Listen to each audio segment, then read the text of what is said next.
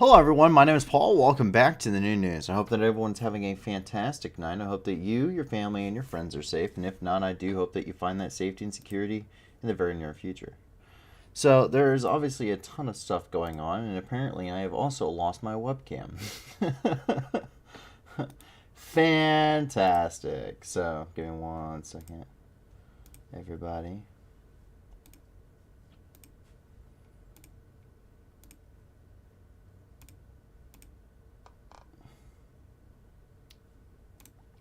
There we go. All right, we're back to normal. Fantastic. Well, anyway, as you can see on the news here and on the map, there's a ton of stuff that's happening throughout the world. A lot of stuff has to deal with, of course, stuff like the, war in Ukraine, also stuff going on in Somalia, inside of all of Africa and the Middle East, and generally speaking, a lot of the stuff just generally isn't good stuff. It's usually pretty depressing. It's kind of very much a taxing thing to listen to every single night, but luckily we're doing this for a good purpose, and our purpose is twofold. One, we want to make sure that you guys are informed. It's been said at various times throughout history that a well-informed population makes well-informed decisions, and not only that, but we want to be able to do something good with this program, and that is why we have made it our mission to be the news that gives back. And the way that we're able to do that is through you guys. So if you guys check out the video description below, you're going to see a ton of different organizations down there. This is why we're 100% charity driven. We're never monetizing this for personal gain. We're never doing any kind of merchandising. And when we get to the ability to, we're never going to be doing any kind of super chats. There will always be a fundraiser posted onto these streams when we have that ability. But until then, everything is in the video description. All of these organizations have been vetted by us. 70% or more of the donations that these organizations receive go directly to their programs, and which means that they go directly to helping people, with 30% or more, or 30% or less, with the emphasis on or less, going to things like salaries and administration costs. This is exactly why you may not see other certain organizations, such as the Red Cross, that is currently, not down there, just because that's something that has been a little bit controversial in the Red Cross in recent past, and we want to shy away from those kind of endeavors. But all these organizations do pretty amazing things, so if you can't give a lot, give a little. If you can't give anything at all, that's okay. Trust me, I am in the same boat. But there's a ton of stuff you can do, including supporting the channel. And a lot of people have. It's been fantastic to see just how much we've grown. And it's been quite impressive to see. I'm very thankful for the community you guys have. Giving us that like and subscribe, commenting on these videos, and sharing them amongst your friends and communities really helps out this channel. The more people that come here and watch the news, not only the more people that become informed on what's happening around them, the best, unbiased and apolitical way that we can, with the exception of Ukraine. We do have a very clearly stated bias for them. But we also try to present the facts there. But the overall goal of this channel is to just make sure that everything is, that we are informing you properly. And so giving us, the more people that come here, become informed, the more of an impact that we will have as a community, which I can't wait to see what that impact's going to be. Now, quite a lot of stuff happening. A lot of it has to deal with conflicts and stuff ongoing throughout the world. If you have questions, if you're joining us live tonight, please feel free to ask those questions. To give you a little bit about myself, I will try my best to answer those questions. A little bit on me. I served in the Marine Corps between 2016 and 2020. I served as an 0352 anti-tank missileman and a corporal with 2nd Battalion, 7th Marines. I deployed to the Middle East twice. My first deployment was between October of 2017 and March of 2018, where I spent 4.5 months in the country of Syria in support of Operation Inherent Resolve. I was there with Special Operations Forces, including the Operational Detachment Alpha, or Green Berets. I was also there with the SAS and Royal Marines as well, French Commandos, all of that wonderful stuff, and I was fighting the Islamic State there in direct support of them. I also then went to Kuwait in transit, where I spent about a month and a half in total. My second deployment, I also went back to the Middle East. This time I was a Javelin team leader with Crisis Response Company, where I spent most of my time in Kuwait. From there on, this was between October of 2019 and March of 2020. I then went back. As part of Crisis Response, went to the Baghdad Embassy compound in years of 2020. I oversaw all anti-armor operations over the Baghdad Embassy complex as one of the 100 Marines that responded to the embassy becoming overrun. After that, I went to Saudi Arabia and I trained Saudi Arabian Marines that were preparing to deploy to the country of Yemen as part of the Saudi coalition there. I'm a subject matter expert in anti-armor warfare and armor doctrine, but I'm also a fully cross-trained machine gunner, a fully cross-trained rifleman, partially cross-trained radio operator, as well as a CLS or Combat Lifesaver certified Marine, and I do have battlefield experience in providing first aid to casualties. So on top of that, I also ran an armory when I was back in the States for about 2.5 years, so I'm very well versed in many of the heavy weapon systems used, especially by a Marine Corps battalion, infantry battalion specifically. So I did a lot of maintenance, international shipping, and logistics, so I do understand quite a bit of the very complicated supply structure, at least my little bit of it, there in the Marine Corps. So outside of that, I try to remain very well versed and well rounded. I claim to be an expert in none of these things, but I have a great interest in things like history, science, human geography, geopolitics, and stuff like that. But regardless if I'm an expert or not, it doesn't matter. I always implore that you as a viewer, please do your own research. There is no substitute, and if you would like to have a starting point for that research, a lot of the stuff that we do post here, we have, of course, a lot of these are coming from our personal sources, but we also have associated articles and the likes of that are actually attached to these things that we won't necessarily show on stream. These come from other news agencies or what have you, so you feel free to go through and check them out. The maps are archived, all of them that we have done so far, and you guys can go and check out all of these on our website, as well as any articles that we have written on our website as well. So thank you guys very much. You can also find all the donation links in the description on the website, and they are broken down by general region for you guys to go and check out. And with all that intro stuff out of the way, now we get to jump right into the news, and there is a lot of news. We actually start off, of course, with not just our special report, but the top story of the night. So the war in Ukraine. Ukraine's been at war with Russia really since 2014, but the invasion properly started on February the 24th of last year. So quite a bit has happened since then. And one of the things that has been brought up quite a bit is the fact that Ukraine, has had issues with corruption and things like this. And we've talked a lot about the different things that Ukraine has done. This is, one of the big reasons that Ukraine has gone and they've actually become a candidate member of the EU when other countries have been waiting a while, like Georgia necessarily didn't. It's not just because of the backing Ukraine has because of the war. One of the differences, the main key differences between Georgia and their denial from joining the EU as opposed to Ukraine's acceptance is the fact that Georgia still had quite of issues when it comes to oligarchies and corruption inside of their political system and inside of their government and their general economics. And so when it comes to that kind of stuff, that is something that the EU is looking for, and it's something that Georgia really hasn't put a good step forward in trying to get that narrowed down. They haven't really put a good faith effort in trying to cut down on those issues. And every country has these issues, sometimes more subtle, sometimes much more open in the case of Russia. But Ukraine is somewhere in the middle. They've had a lot of issues, especially in their past. One of these issues actually are one of the sparks that ignited the Maidan Revolution back in 2014. But with the collapse of a government and the building of a new one, obviously there's some gaps there's some changes that need to be made and reforms that need to be done.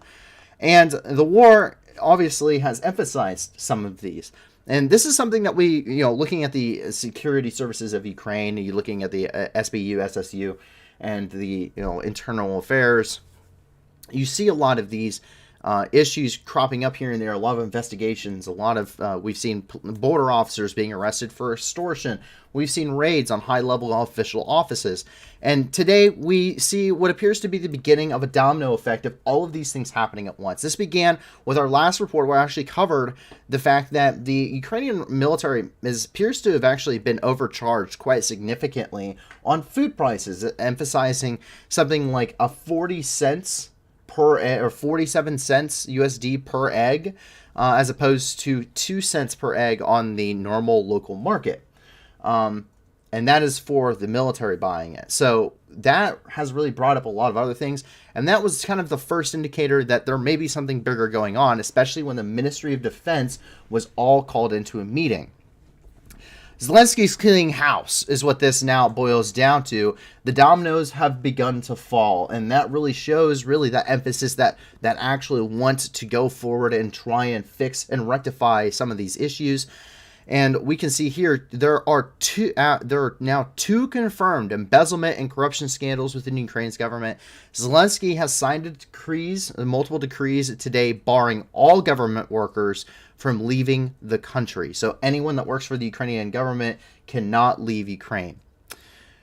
He also mentions, quote, "We have already made personnel decisions, some today, some tomorrow," meaning there is going to be more information coming out that we will be going through in our next stream regarding officials of various levels of the ministries and other central government bodies in the regions and in the law enforcement system. So this is a very wide spectrum of things. This isn't just them talking about government officials or individuals out there that are in the economic sector and private sector.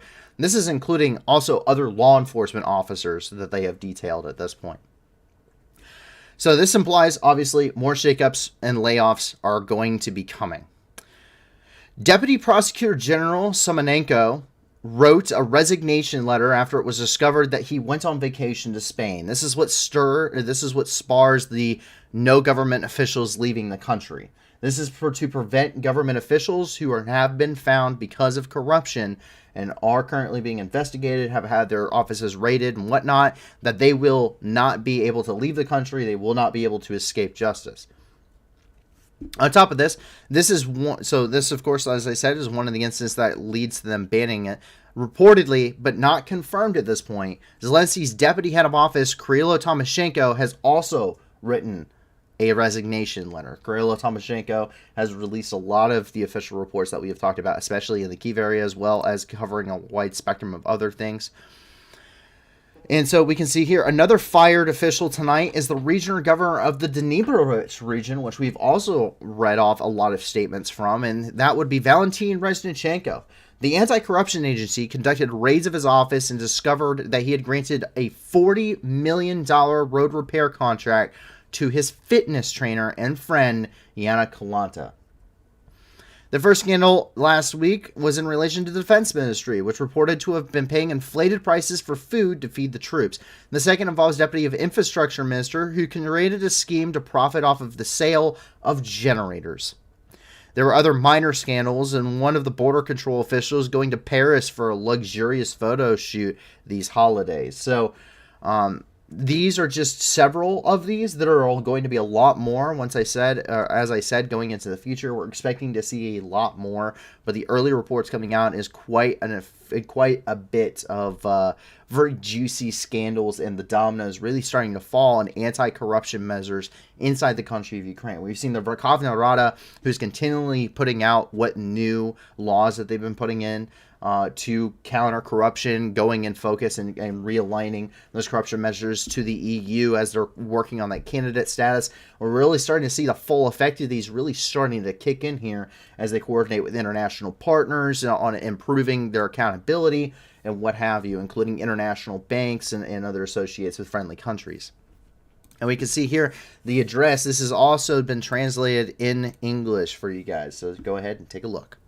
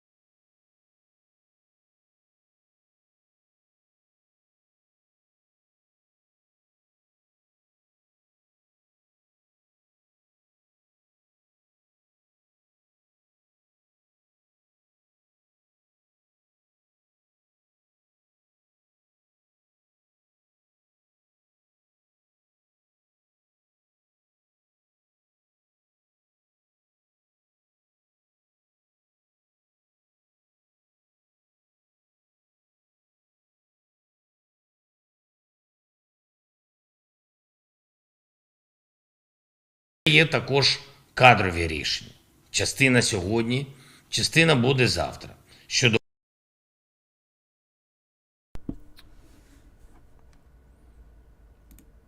All right. So quite a bit of obviously some stuff going on there. So pretty big decrees coming out, as we can see. And as you can tell by his expression, he's not exactly very happy about what's going on inside the country right now. Keep in mind, there are so many bigger issues that are going on right now. You're talking about, there's obviously a full-scale war going on. They're trying to secure international aid. They're doing a lot of stuff, trying to make good faith efforts. They've done a lot of accountability. They've had, U.S. U.S. officials come over because of the questions of accountability inside of the country of Ukraine and corruption. There's been U.S. officials that have gone over and have actually gone in depth with what they were doing for the accountability measures to, report back to the United States to say, yes, we can keep giving them more stuff. Our stuff is going where it's supposed to go.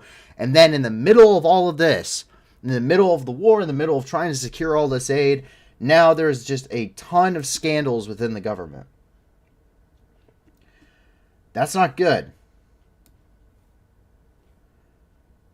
So obviously there's some major issues coming out of that, but regardless, we will see as that stuff moves on. And there's quite a bit being built up here about regarding the scandals. There's a really good thread here.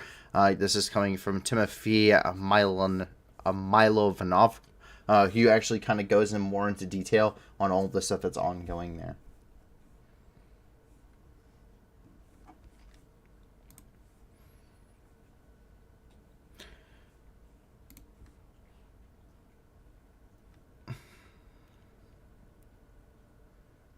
So, quite a bit. Unfortunately, we also have to end up reporting on something that isn't necessarily as uplifting. And that would be the or I say uplifting, something that, obviously the uplifting part is that they're working on something, when it comes to their country and understanding that they have issues, being very public about it, in fact. But unfortunately, something else that goes public is the child casualty update. Quote, since the beginning of Russia's full-scale war against Ukraine, 459 Ukrainian children have died, 914 children have been injured. Most victims among children are from the Donetsk region. That's coming from the Prosecutor General's Office of Ukraine. We report on these figures. We continue to see them climb ever higher. And unfortunately, that is unlikely to cease anytime soon. But that immediately brings us over here and into the Donbass, where we can see quite a bit ongoing here in a very, very small area. Of course, we start off with our daily Donetsk update. This comes from Pavel Kolenko, the head of the Donetsk Regional Military Administration. And he says, quote, on January 22nd, number of victims of Russian army in Donetsk Oblast increased by 4 injured. And he released this at 8 a.m. local time today, as he does every single day in both Ukrainian and in Russian. We can see here that graphic that gets put out. The 3 of the injured individuals come from Bakhmut, with 1 coming from Avdiivka, which we know suffered underneath a significant amount of shelling over the past 48 hours. Since the start of the Russian invasion of Ukraine on February the 24th, 1,316 Ukrainian civilians have been killed, with an additional 2,876 having been injured. And this does not include areas that are currently under occupation, areas such as Volnovakha, Mariupol, and Donetsk. Mariupol alone is known to have tens of thousands of people which have been killed just based off of Maxar satellite images, which have been analyzed by experts to determine the number of mass graves that are estimated to be there. However, those official numbers are likely to be significantly higher.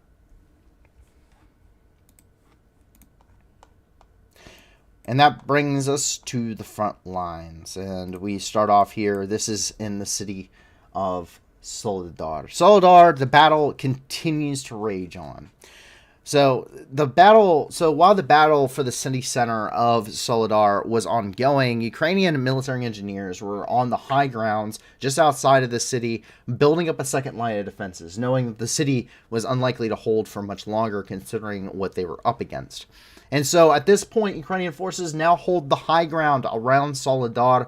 They are repelling assaults from around Solidar, coming up those hills. This gives them perfect areas of observation, perfect sight lines over the entire city.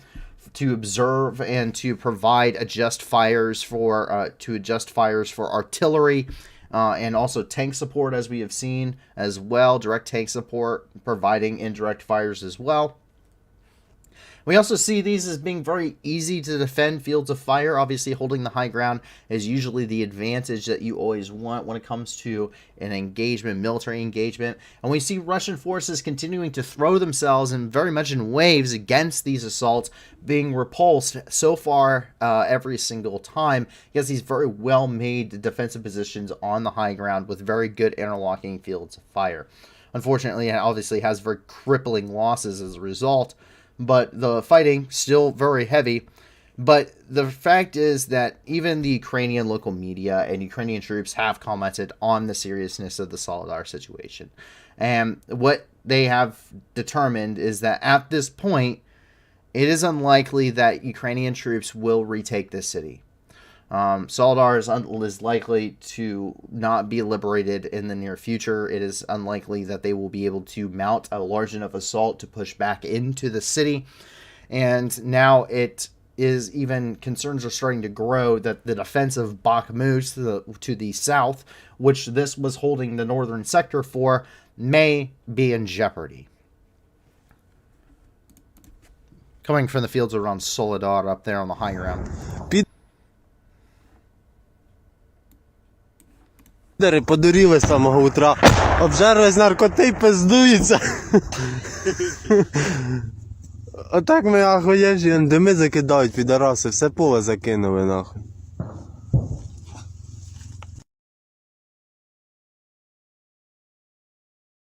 There is an article from the Kiev Independent there, posted by Ilya Ponomarenko today, which does cover the issues regarding Solidar if you would like to have more context. From Solidar, the city proper, the head of the self-proclaimed DPR, which is the Donetsk People's Republic, it is the separatist force under Russian control there, has declared that Solidar is completely destroyed and cannot be repaired after his recent visit to the town. Keep in mind, this is exactly what Russian liberation, quote unquote, looks like.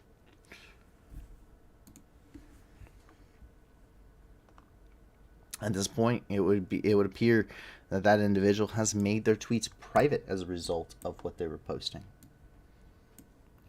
So I apologize. Genocide. A very simple word, a very understood word. Everyone, generally speaking, understands what happened in the Holocaust, which spurred the creation of this word.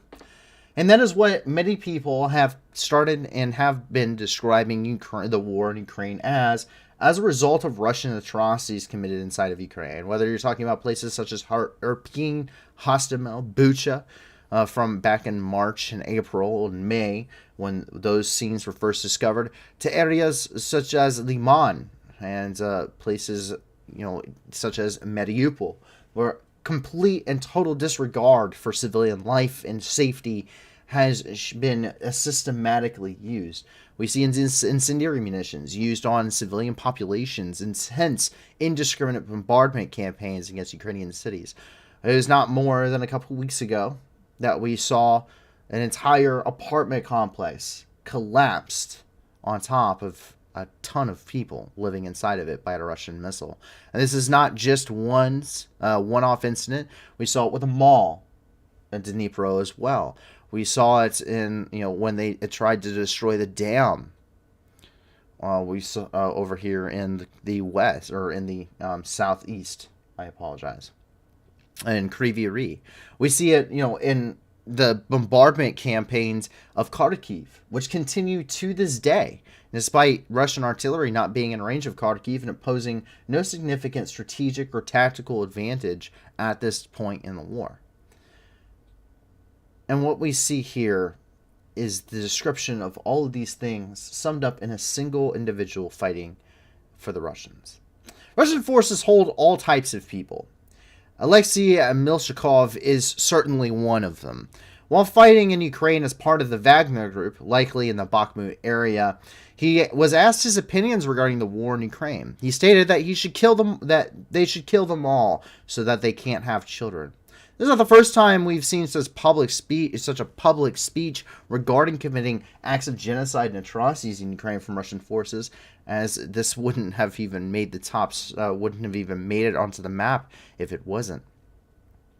Alexei, however, isn't an interesting individual in their own. They are an interesting individual in their own right. 2011, while living in St. Petersburg, he was born in 1991 under the name of Leningrad.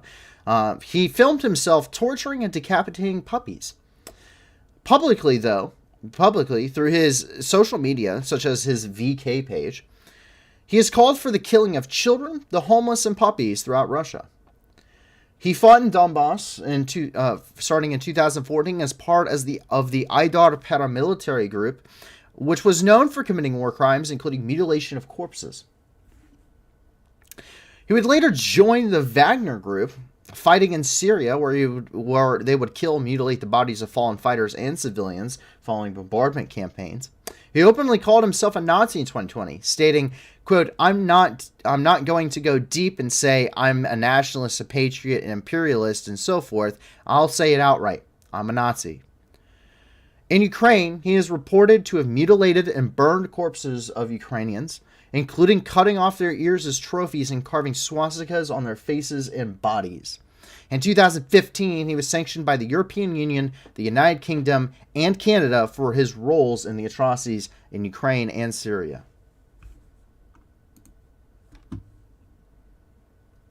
Как ты относишься к украинцам, к противникам?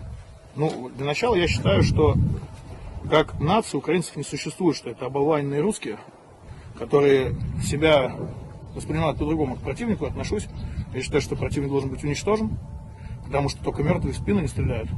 И мертвые не сделают детей, которые потом не возьмут оружие и не начнут мстить за родителей.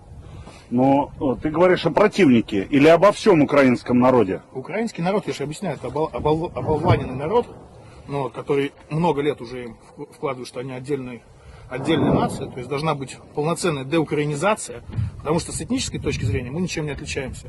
Отличия вот эти разные последние 100 лет. Я нацист. Я не буду углубляться. Националист, там, патриот, имперское направление и так далее. Я прямо говорю, я нацист. Можно руку вскинуть. А как ты относишься к украинцам?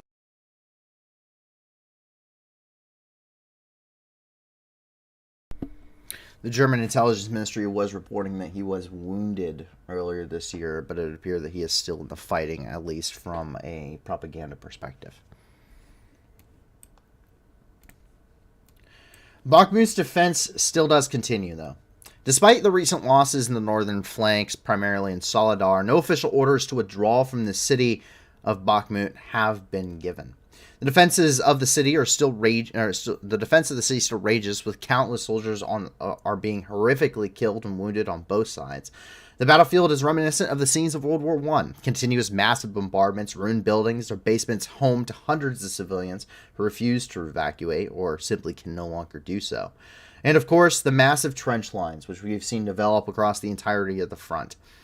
Their floors filled with mud and water and freezing temperatures risking frostbite. Human waves being launched directly into well-in-place machine gun positions, the results horrifically devastating, leaving behind literal seas of corpses.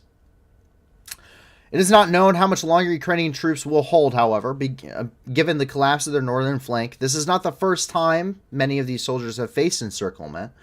Chernihiv, Sumy, Kharkiv, the capital of Kyiv itself. The question now is, will Ukrainian command consider Bakhmut significant enough to continue to defend, or do they conduct a tactical withdrawal to employ their troops in better positions and give them much needed rest and refit? At this point, only time is going to be able to tell us that answer.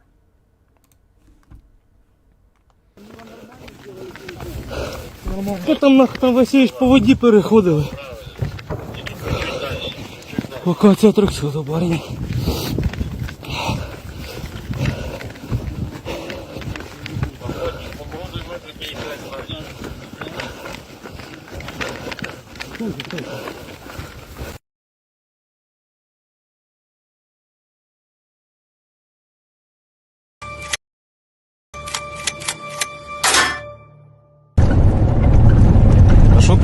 бабуху? Міна. В кришу прилетіло, це осколки. Державна прикордонна служба України виконує завдання у самій найгарячішій точці України. І я не помилюся, якщо скажу, що це сама гаряча точка планети Земля. Так зараз виглядає місто Бахмут. Печене, понівечене, але не зламане.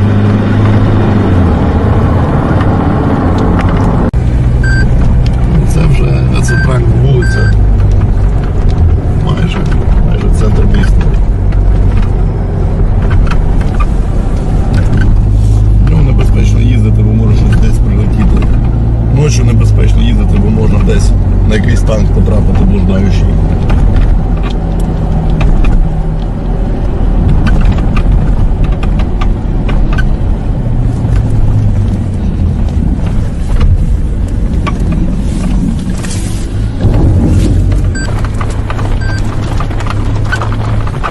Буквально вчора прилетіло з лівої сторони, це вчора прилетіло. З правої сторони ви бачите прихід, така маленька ямка.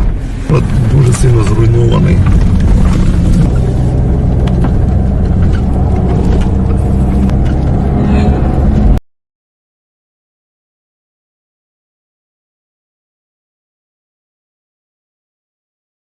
Зараз відпрацьовує наша арта. Ми перечікуємо. Потім будемо виходити з позиції, міняти позицію. Що ви, хлопці? Валів, да? А, нічого гарячого їм сьогодні буде.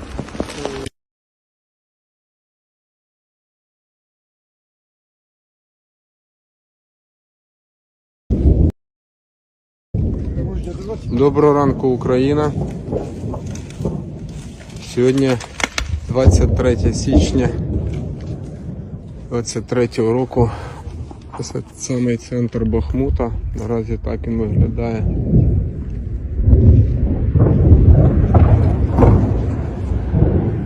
Друзі, щодо оперативної ситуації по місту Бахмут, на ранок 23 січня ситуація залишається незмінна. Продовжуються штурми, стрілкові бої, артилерія, авіація. Місто понівечене, але місто під контролем Збройних сил. В Бахмуті майорить прапор України.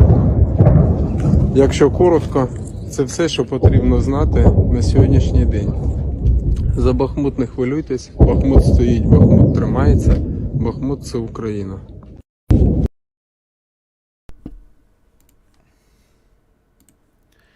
So that is what we have coming out of Bakhmut today. A couple of questions have come in so far. What's your favorite vehicle to ride in? Coming from Delta Aviation 23. That's a really good question. I'd have to say the Humvee probably. The up armored Humvees, the M1151 or the M1123. Yeah, M1123. The M1151 is the standard armor. It's the standard gun truck. Has an armored turret on the top. Those are what I did all of my training in and everything else. It's the one I'm the most comfortable with. I have ridden in MAPVs and MRAPs. I don't per se like them. They feel much more as a gunner. You know, my position inside the vehicle is usually the gunner seat. You're very much exposed. The MRAPs and MAPVs definitely are safer from IED and landmine standpoint, but the fact is they sit so high, and it feels so easy. It feels like you're constantly going to roll over in them, and I don't like that feeling. I only had that experience one time in a Humvee, a whole feeling like they may end up rolling over, and it was a very, very precarious situation to begin with, that if it was an MRAP, it would have certainly tipped over anyway. So I that's my personal opinion. That's my favorite vehicle is the Humvee. Up-armored Humvees made by AM General. Love the Humvee. It's a very effective vehicle. I think it's a great versatile vehicle, and despite some of its drawbacks that came because of the IED threat and the Iraq War and stuff, I think as a military vehicle, as a basic general purpose use, mass-produced vehicle, it's very good. I think it could use some upgrades, though, because it's trying to do things that it wasn't really intended to do. And JLTVs are just too small. I just think they're even smaller than the MATVs, and I don't like them for that reason. How good is the CV-90 that Sweden is going to send? I don't know a whole lot about the CV-90. It's a 100. I'm tracking. It's a 155, I believe. 155 millimeter artillery shell, standard NATO shell, as Sweden and Finland, despite not being members of NATO, have been very NATO leaning and have been good working partners with NATO prior to their attempt at ascension. It's a self-propelled gun platform. My understanding is it's a lot like the Caesar artillery guns that are used by France. It'll probably 155s in general. Their munitions, they have about a 5 kilometer range. They have a 5 kilometer standoff, is what I would call it, meaning that Russian artillery crews have to be within 5 kilometers before they can even start to return fire. So and that's not using rocket-assisted artillery shells. It's not using anything precision-guided munitions. That is just basic, high-explosive, unassisted, basic 155 artillery shell. So, should be pretty good. I mean, either way, they're going to be outgunned, but you're looking at a quality over quantity methodology here, in a way that, you're talking about a very good, up-to-date, new equipment that's going to be much more effective than the Soviet era and sometimes World War II Soviet era equipment that we see that the Russians using. If, and that's a big if, Germany gives permission for the Leopard to get sent in, 100 would be sent. Do you use them as mechanized infantry brigade support or its own tank brigade? ? That comes from Bachman 40. That's a really good question. The Ukrainians will use them as their own independent tank brigades. So, but they will be tasked out. We have seen them in use in a more as an integrated part. That appears to be like a permanent attachment for operations to certain mechanized brigades, but that's not necessarily according to how Ukraine has actually built their military forces, and how they have their force set up, their hierarchy, their chains of command, and their force structure. That's just not the way that Ukraine really formulates their troops. They usually have dedicated tank. They do have mechanized groups, don't get me wrong, but they do have those mostly rely on, of course, the BMP series vehicles and the BTRs that we see integral to Ukraine from their Soviet stockpiles, but also like the YPRs, the M113s, things like that. Now we will also see those tanks probably being integrated with the tank brigades as an upgrade and being used in places along the front line where you need that additional firepower, not necessarily being used in slug out events where losses are going to be unacceptable for what you would expect for modern equipment, the limited amounts that they're going to get. So you're going to use those tanks you're going to use your T-series tanks to really soak up that enemy fire more or less, where you're going to know you're going to take heavy losses in tank-on-tank combat or with heavy ATGM, basically. Do you think the Russians are committing more resources to Bakhmut now that it's public knowledge how many Ukrainian forces are defending the city? It's not truly public knowledge. The last public knowledge that we had was several weeks ago, and when you're talking about several weeks ago, the situation has dramatically changed over the last couple of weeks. So it doesn't really matter. The fact of the matter is, even that information was old at the time we reported it. That's the whole point of operational security. And so we're going to be looking at that kind of stuff. We're going to be looking at definitely old numbers. And the Russians are dedicating more because they're starting to see some successes. And so you can see where some of those weaknesses are starting to pop through. That's just enough poking and prodding, and just eventually you hit the brick wall enough, eventually something's going to give, either you or the brick wall. At this point with Solidar, it was the brick wall. Not that the battle's entirely over. for Solidar. Solidar proper certainly is, but the outskirts certainly not. So we still see that fighting going on there. We're still seeing the fighting around Solidar. We know that Bakhmut still holds, so there's a very long way to go, and we're probably going to see some pretty critical developments and some really big changes in the battlefield. It could be in the favor of the Russians. It could be in the favor of the Ukrainians. It really is hard to tell, and it's just because it's such a tense and fluid situation with very limited information coming out because of the tenseness of the situation and the operational security surrounding it. So whatever we give, understand it's going to be old because of operational security. Do you think the Russians are pushing for crematories to try and capture a regional capital for the first time in a year? No, that will be very unlikely that the Russians are actually able to do that. They were trying to do that before, and they didn't do so well. They're definitely not in a better position now, 6 months later, than they were in July when the Kharkiv offensive first started. July was their best point to try and take Kramatorsk. They had forces north of the Siegfried Donetsk River here in Liman, and that were pushing on Slavyansk.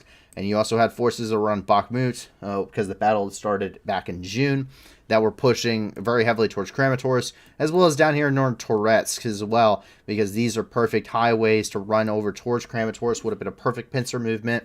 The Russians were definitely trying to do that wide-scale maneuver, but they prolonged their preliminary bombardment so long, it allowed for Ukrainian forces to roll their entire flank, and that completely collapses the ideology. And you see them try to do that with pushing from Izium and Liman and what have you after the Battle of Lysychansk to Severodonetsk, but you see them immediately running into unacceptable casualty numbers in Izium, which breaks down to a stalemate and eventually is rolled back. And you also see that, of course, with Liman as the flanking Kharkiv collapses. So definitely not going to be looking at that for very successful. I do not believe that they will take Kramatorsk. They simply do not have the ability to do it. CV-90 is an IFV. The Archer is the artillery. Well, let's see. I apologize. I do not know. Okay, yes, I know. Okay, so the Archer is the one that is the... Sorry, I'm not an expert when it comes to Sweden stuff. Huh.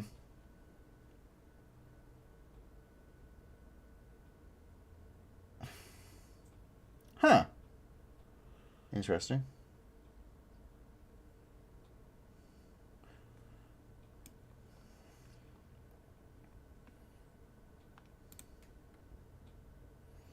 Let's take a look. Coming from Bay Systems, the CV-90. Okay. So it's like a Swedish version of the...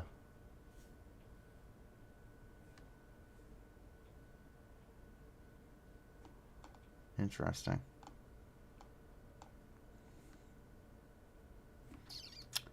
Interesting.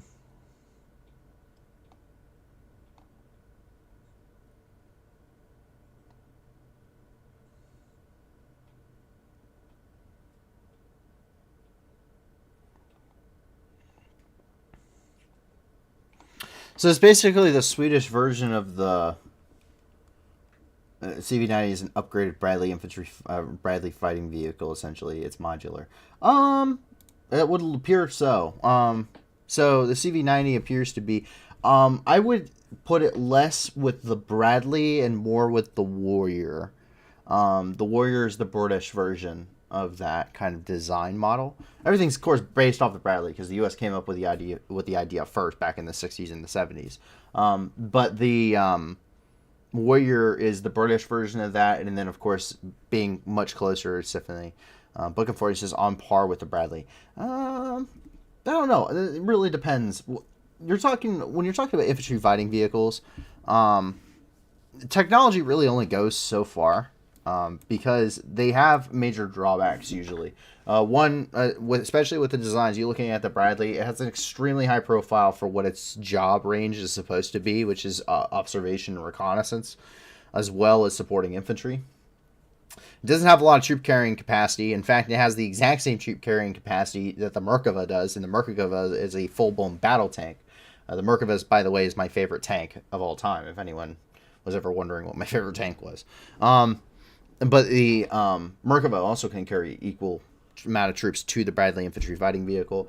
The Bradley also has extremely thin armor, which infantry fighting vehicles usually have. Usually about between 12 to 25 millimeters worth of armor, as long as you also include the slope angle and the type of armor used.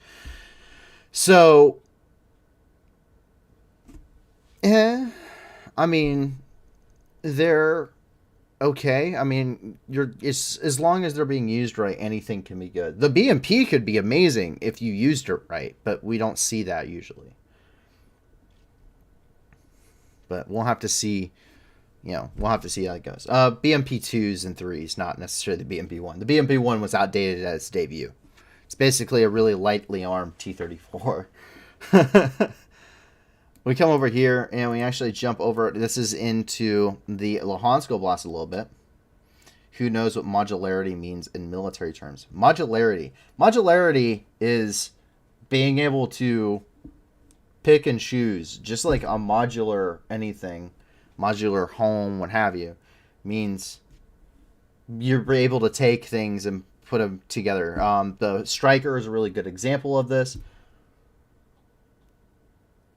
That is a really good, the Striker's a really good kind of baseline for this, at least for me, because you can see the Striker being used as, you see the Striker has variants that can be used as a mobile mortar platform.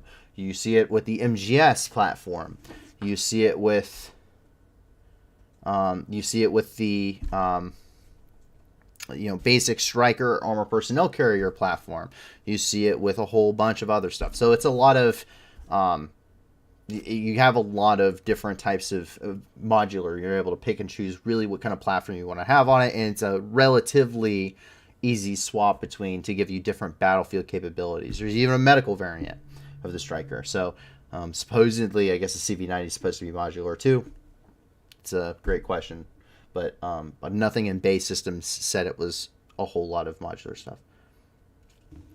Is the Marine Corps retiring the Striker now? Marine Corps doesn't operate the Striker. The Marine Corps operates the LAV. Specifically, the baseline LAV is the LAV-25, which has a 25mm Bushmaster chain gun in it. Ken Brown asks, how far can drone fly from its operator and operating base? It really depends on the type of drone. Maverick quadcopters don't necessarily have a very long range.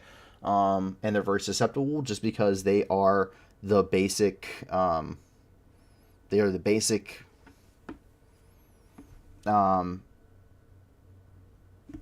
like commercial quadcopter drone, whereas you have other drone systems that can fly very, very, very far away. And in fact, there's one that I have Flight Radar 24. I also track ships, and there's one Forte 10, which is a global hawk that likes to fly in a back and forth pattern here in the Black Sea. So it's called Forte 10. Usually leaves out of either Italy or other NATO countries. But it's if you watch it, it'll actually have its transponder on sometimes over the Black Sea. Forte 9 is another one. They have a couple of them operating in the area, but those things can literally operate hundreds of, if not thousands. You can literally operate some of these drones from the United States, and they'll be flying in the Black Sea or in the Middle East.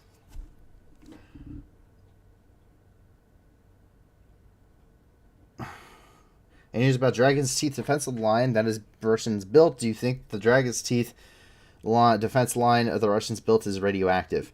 No. But I also don't think that it looks like a lot of work that is very easy to overcome. The Dragon's Teeth that they're using are they're prefabbed and they're put in place just on the topsoil. That isn't going to do anything. We've actually seen vehicles pushing these things out of the way before. The ones that you're talking about, the Dragon's Teeth that were actually formidable, was part of the Siegfried Line that runs along the Rhine River. And if we can go over here, some of this. Give me a good one. Give me a good example of this. I used to have a good, I think there's some around Cologne.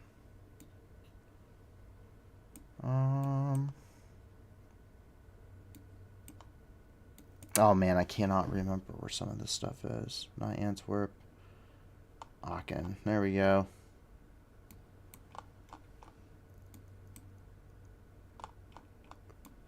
There's some wrecks and stuff out here you guys can go and look at, by the way, if you ever visit Germany.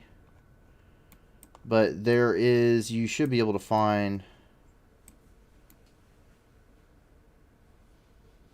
the actual defensive line here. Superfly on Aachen. No. Sorry, I'm trying to find a very specific thing.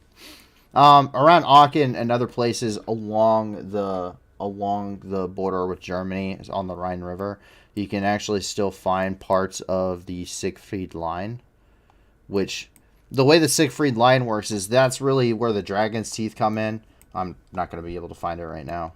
But the prefab defensive line, it's the way that these work is the dragon's teeth are supposed to be anchored into a concrete slab that's underneath them. That's what makes it almost impossible for armored vehicles to move through here. You're supposed to have to blast through them. And that was really formidable. It was so formidable, and the Siegfried Line was so formidable because it had all of these really heavy built concrete bunkers, meters thick of concrete, reinforced concrete, that you could blast it all day with bombs, and the guys inside would be sitting there smoking and laughing at you, and then firing a 88mm gun, which is going to go through your M4 Sherman like it's a, like it was nothing, like it was a hot knife through butter. That's what made the defensive line of the Siegfried Line so terrifying. And this is why you see things like the T-28/95, which is aka the Doom Turtle, super heavy tank design, never actually put in use, completely not even worth the time and effort put into it. It was a super heavy tank design specifically meant to be able to take 88mm shells to the face so they could plow through the Siegfried Line. Before they could even really get into testing, they broke through the Siegfried Line, and then the rest is history. So it looks like it's a hardened defensive line. It has some layers of defense that are good. They have a tank ditch. They have it looks like they've mined the forward edge of it. They have obviously tank traps, not good ones, but they do have the dragon's teeth there, and they have prefab bunkers that we usually don't see them in place properly, but we have seen them do it here and there. So it could add, it's not very good, but it does add hardened defensive structures in the line as anchor points along your trench, which is good. I mean, you want additional protection, and anything helps. But overall, I wouldn't consider it a very strong defensive line, but I would consider it a little bit more thought through than you normally see from the Russians, especially if you look at what they're doing in, Zaporizhzhia Oblast and back here behind the line, as we've looked before, where some of these guys don't even know how to build a proper trench line, let alone probably put up a good defense anyway. But that line is probably more of a show thing than it is actually meant to do anything. And even if it is as hardened as possible, or as hardened as they say it is, it's primarily around areas such as Svatove in the Luhansk Oblast. And at that point, they haven't extended that all the way through into Russia and everything. They have parts of it in Russia, parts of it in Luhansk, around Svatove. You could literally just do what you do with an IED if you don't want to wait on the EOD team. You mark it, you say, this is going to suck to deal with, let's just not mess with it, and then you bypass it and circle it, and all of a sudden that defensive line becomes less of keeping you out and more of keeping them in. And then eventually they either starve themselves out or they surrender, in which case you don't have to deal with it anyway. It sucks, but why bother even thinking about wasting the troops and supplies to go and hit this possibly really difficult thing when in all reality you can just go around it, and it suddenly doesn't pose a threat to the rest of your operations anymore because it's encircled. They're not going to do a breakout on their own. They don't have enough guys or equipment or supplies to do it. It's more or less for show.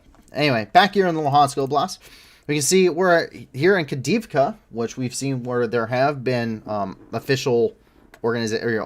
We've seen where things like the Luhansk Stadium here in Kadivka have been hit, used as by the Wagner Group. You see where another base was hit by Ukrainian HIMARS here.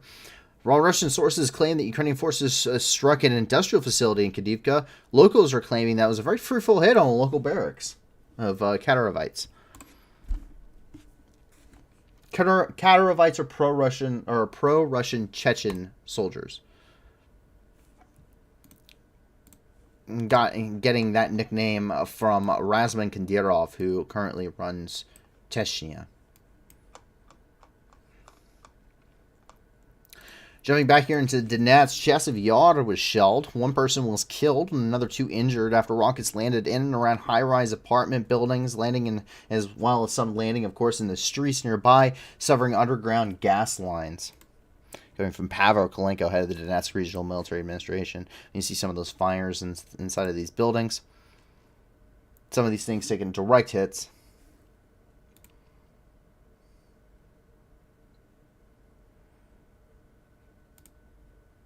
And once again, some of those severed gas lines.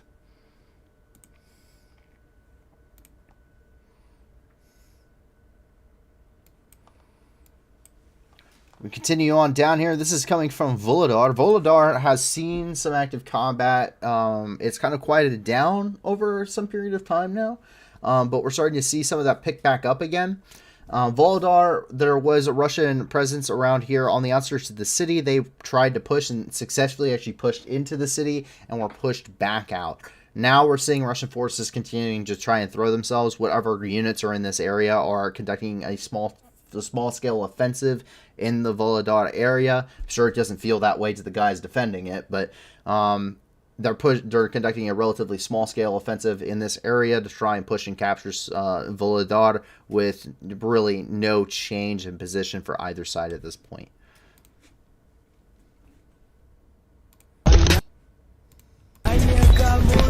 Давай, родной!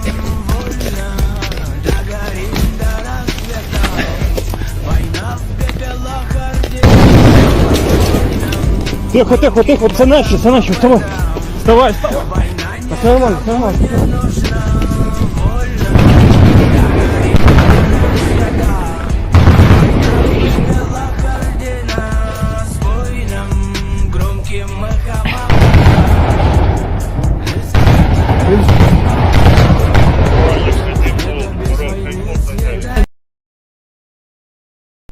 That sounds like an automatic cannon, and that's not what I want to hear that's going off next to me.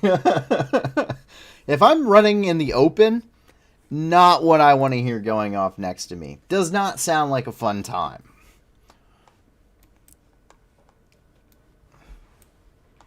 Wrapping up the Ukraine section tonight, we do have an update regarding the grain corridor, and that coming from the Ministry of Infrastructure. Quote, another ship with 30,000 tons of Ukrainian wheat for residents of Ethiopia has left the port of Chernomorsk in the Odessa region through the grain corridor. If you want to track all of the grain shipments, the United Nations does have a tracker here, including all of the ships, both import and which have left, and which ones are currently awaiting inspection and their departure dates.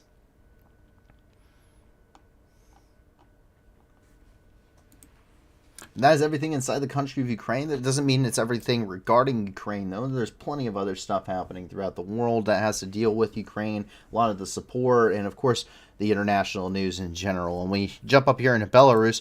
Belarus continues to have a high military readiness, but the regime never fails to film relatively entertaining videos for any of us that knows what a military is supposed to be able to do.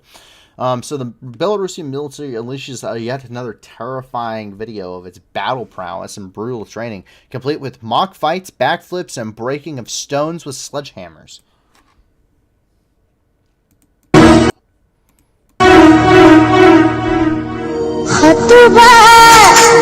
Fatuba,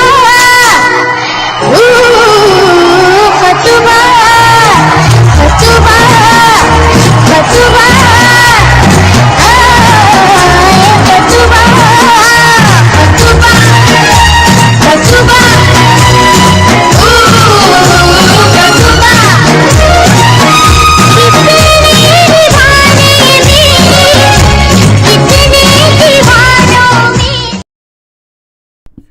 Can anyone tell me what the military purpose of any of this is? First of all, why are you dressed as like the stereotype ninja? No body armor, no nothing. Could anyone please tell me the military purpose behind this? And you're riding on top of a BTR, by the way, with smoke. Colored smoke. Are you marking yourself for error? Are you stupid? Okay, if you're going to wear all black like that, be conducting a night op. If you're going to be doing it, probably don't ride on top of a vehicle because that makes a lot of noise, especially the BTR if you've ever heard one. And colored smoke, why don't you just shout? Why don't you just shout where you're at so that somebody can shoot you? Yet alone waving the giant flags around. And all these guys get off with AKs. Absolutely horrendous security. This guy's going to get crushed underneath the wheel of his own vehicle if it's actually a combat situation. And then, what is this? Why? Why do I need a short martial arts lesson? Are they dancing or fighting? I can't tell. I cannot tell. This one really gets me. Why? What does this do? What does this do? What does this do? Riley says we had to do McMap. I know I had to do McMap, and I said that was stupid too, which is why I never did it after boot camp, because that was the only time I was required to. Never. I said that was stupid, because I was like, why don't I just shoot the guy? Or stab him? Or beat him to death with my rifle? That seems like a better thing to do. But this, why would you run across like the 12 of your friends shooting an AK? Seems like a really great way to waste ammunition. Absolutely. And then they just all roll over like, yeah, let's...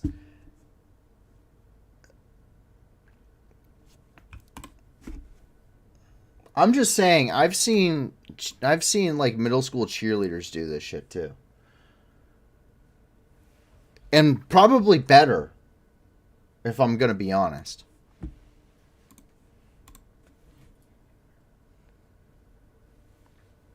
Blows my mind. Jump over here to Russia. Choreography by Lukashenko. No shit. I'm pretty sure North Korea has actually a better display. Bookham 40 puts McMap question mark. McMap, Marine Corps Martial Arts Program. It's I mean, it can be good when you get to like the later levels of it, when you get into multiple layers of like black belt, when you start getting red tabs and stuff, which is like degrees in black belt. I'm a tan belt warrior. Which means that I did McMap in boot camp and I never did it again. Didn't bother to. I thought about going and getting a green belt, but I really didn't care. Literally, it's very basic martial arts. The whole premise behind McMap, or Marine Corps Martial Arts Program, is to conduct martial arts. It's a mixture of martial arts from around the world. Apparently they had a whole bunch of some of the top martial artists in their different types of in their different arts and in their different types, and they put them in Marine Corps equipment and said, okay, now do moves that can be non-lethal and lethal or what have you to assist in hand-to-hand combat, because there's always a chance you can get into a hand-to-hand combat. And so that was the whole premise behind it, is every Marine has to qualify in McMap at least the tan belt level of very basic hand-to-hand moves, essentially. Nothing. I've seen some cool stuff once you get really higher up in that and you actually go to the instructor's course and everything else, but I really didn't care. That wasn't on my priority of things in the Marine Corps. If I got that close, we were in some really serious problem. We had some really serious things go horrifically wrong. Not saying it couldn't happen. Not saying it's never happened. But things have to go horrifically wrong for you to have to do something like that. So that's why I had much like making sure I knew machine guns like the back of my hand, so I can take apart the 240 machine gun and put it back together in like 30 seconds and stuff like that. And being much better with a pistol and a rifle and things like that. The other stuff really just, there are so many other things with my job besides McMap that I could care about. And if it helped me get promoted, I still didn't care because I knew I was getting out.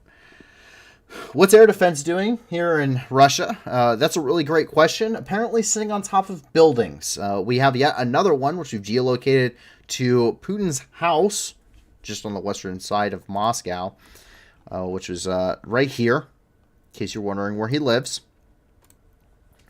And it's yet another Panzer 1, which we've actually already seen shoot their friends.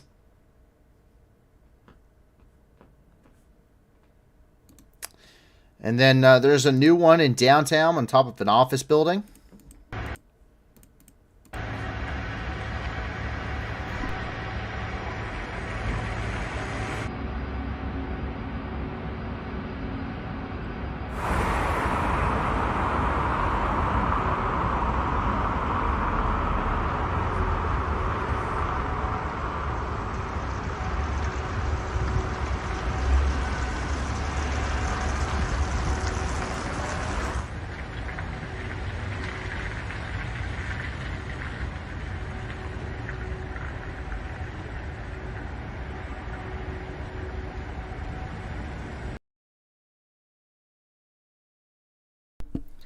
You know you're winning the war when you're literally taking a crane and picking up a giant air defense truck and putting it on top of the roof of your buildings.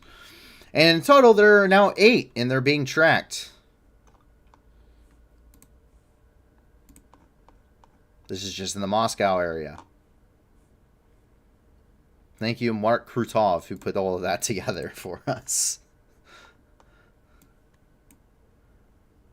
Who gets issued pistols in an infantry company? That's a really good question. Doctrinally or realistically? Doctrinally, it's supposed to be officers, staff NCOs.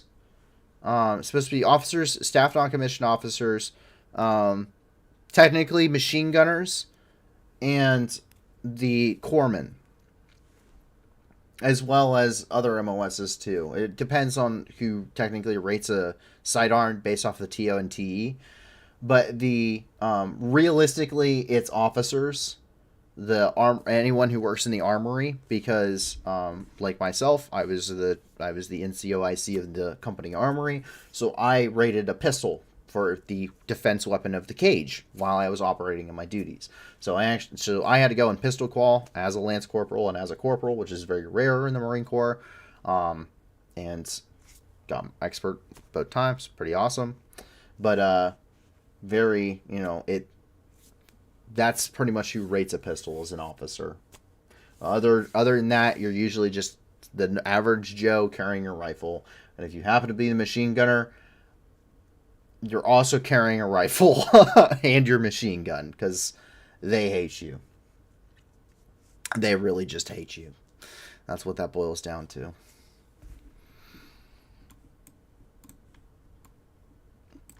Here's the Holocaust in the Russian version, of course. So this is the Holocaust Russian version. We've heard so much from the official Russian channels.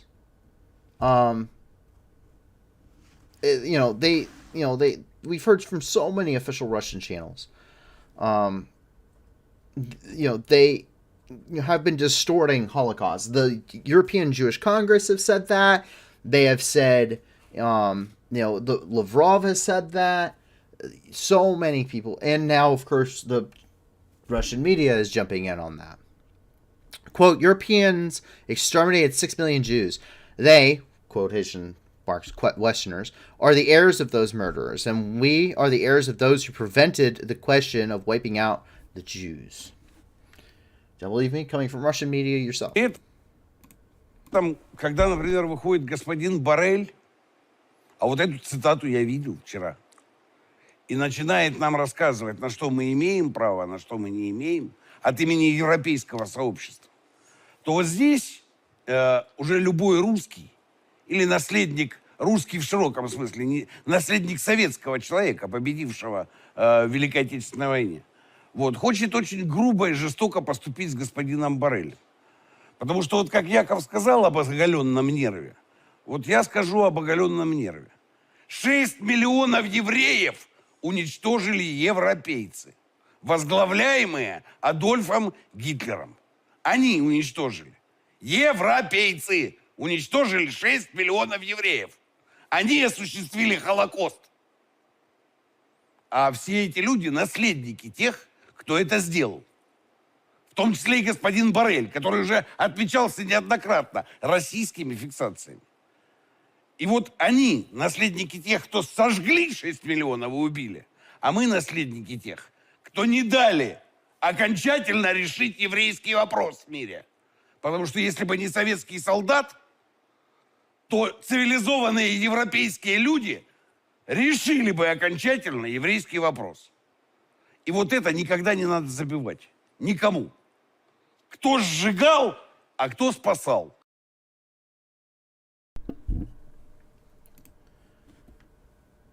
Well,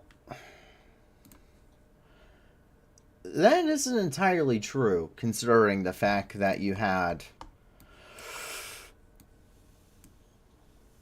Ukrainian partisans, Romanian partisans, Hungarian partisans, French partisans, Czech partisans, Polish partisans. You had, of course, everyone that was up here in the Baltics, Norwegian and Swedish and Denmark partisans.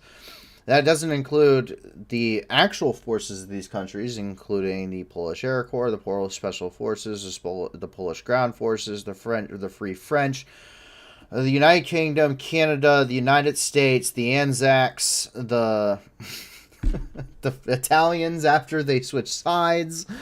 Literally anybody that was left fighting Hitler in the West. Pretty crazy how that works out. And took all of North Africa back from Hitler. Took all of Italy back from Hitler. Took all of France, Belgium, the Netherlands. And all the way, from the most part, of Germany back from Hitler. So the entire world, this is why it's called World War II in every other country except for Russia, where it's called the Great Patriotic War. But that's not the emphasis I wanted to focus on. The emphasis is that this should be clarified. It should be very clarified. The anti-Semitism inside of Russia has existed for a very, very long time. That despite comparisons with the recent history of World War II, or in Russia, the Great Patriotic War, Russia has a very long history of anti-Semitism.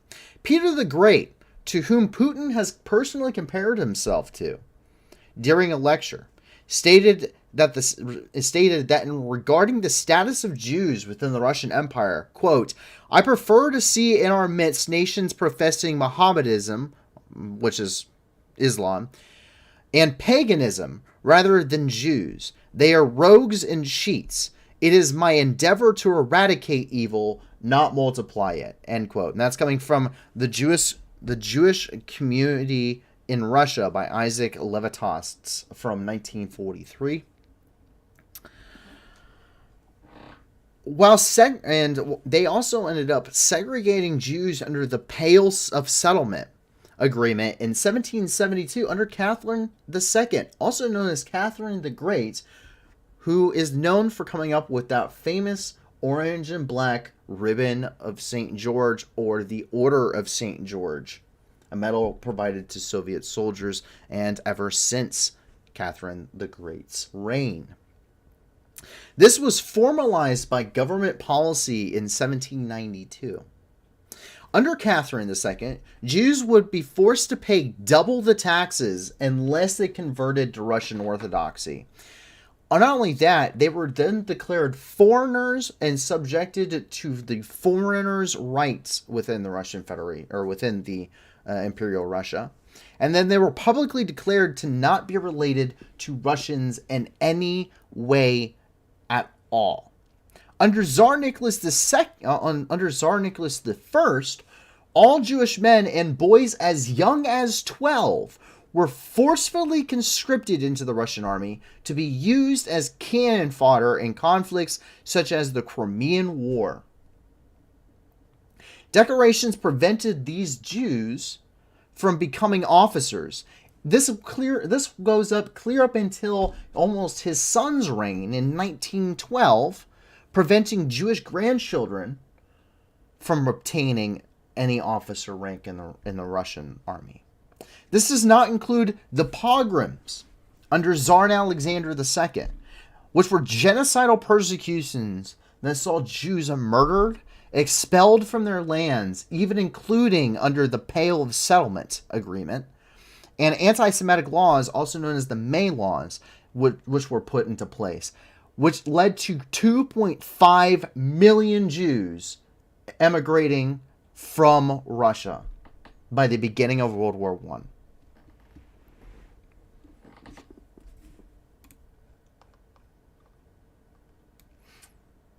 It's not until the Soviet Union comes around, and the only reason under the Soviet Union that any kind of continued sentiment, or easing of anti-Semitic laws comes into place is because of a certain individual inside, a major figure inside of the Bolsheviks. It's not until the Bolsheviks actually come around, because the Mensheviks continued that ideology, but the only reason is that while Lenin was alive, by the way, is the only point in which there's any easing on the Jews and anti-Semitic laws inside of the Soviet Union, is because Leon Trotsky, who is actually the one leading the Bolshevik military and paramilitary groups, and is actually the one winning in any way, shape, or form, which is bolstering his career path. He is Jewish, and that is the only reason, is because Leon Trotsky, who gets undercut after Lenin dies, after he has his stroke. After Lenin dies, Leon Trotsky is then exiled, is then immediately put into exile, and Stalin rules with an even tighter iron fist, weeding out all minorities.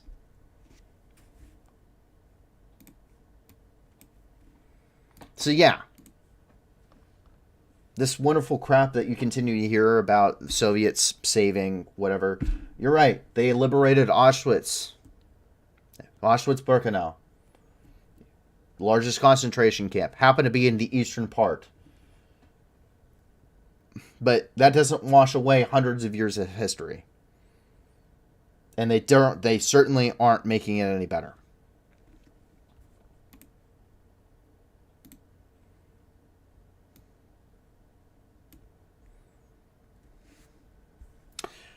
Just 20% have survived in Ukraine.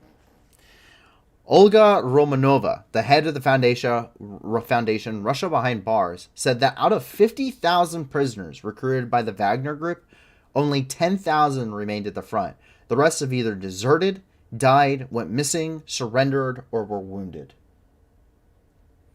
So, you have about a 1 in 5 chance of getting through the war relatively unscathed at this point if you're part of the Wagner Group. Keep in mind, these numbers do continue to rise. And of course we see that we all knew that Russia was rather rotten in both inside out. And that's because this is deputy head of the Russian Duma, Sergei Mironov, who's posing with a sledgehammer.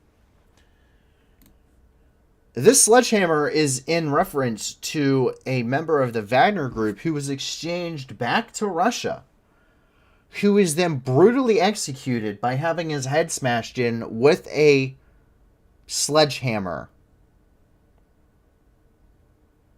Similar one was also sent to the EU Parliament, covered in fake blood. And if you go to the Wagner Group's co-working hub and innovation center, you'll probably notice it seems to be very ominous, and it seems to really kind of tie in with what you would expect a Bond villain's lair to look like.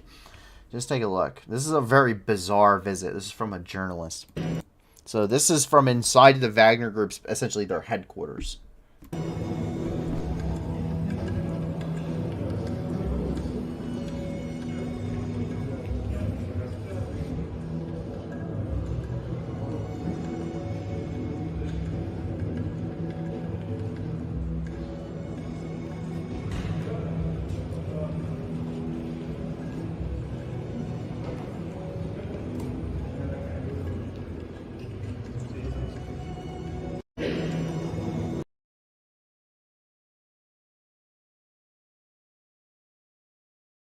If that's not just kind of weird, kind of give you a weird feeling, I don't know what will.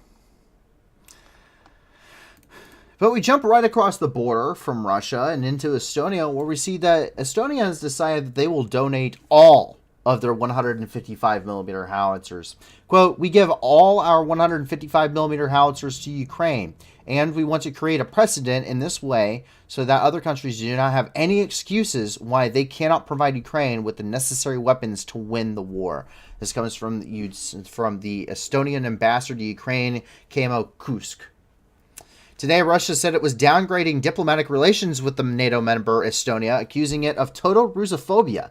In turn, Estonia and Latvia will lower level of diplomatic relations with Russia effective February 24th, demanding Russia will act accordingly, sending the Russian envoy out of their countries. This was reported by local Estonian media that Estonia plans to extend its territorial waters to the Baltic Sea by up to 24 miles, thereby closing the Baltic Sea to Russian navigation, which will cut off Russian shipping and allow the country to inspect Russian warships and civilian vessels.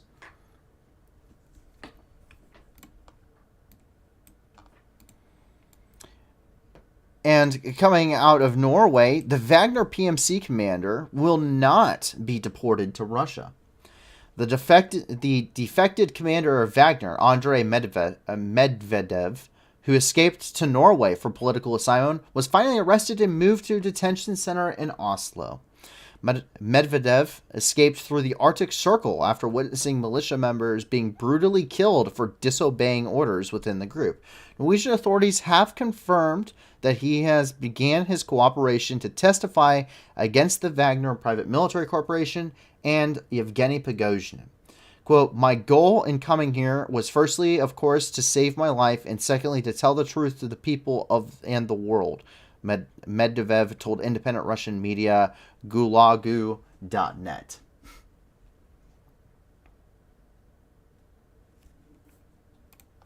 An associated article from DW, if you guys would like to check that out. Meanwhile, from the Netherlands, Japan and the Netherlands are poised to join Biden's chip crackdown on Beijing. Netherlands and Japan, home to key suppliers of semiconductor manufacturing equipment, are close to joining a Biden administration-led effort to restricting exports of technology to China and hobble its push into the chips industry.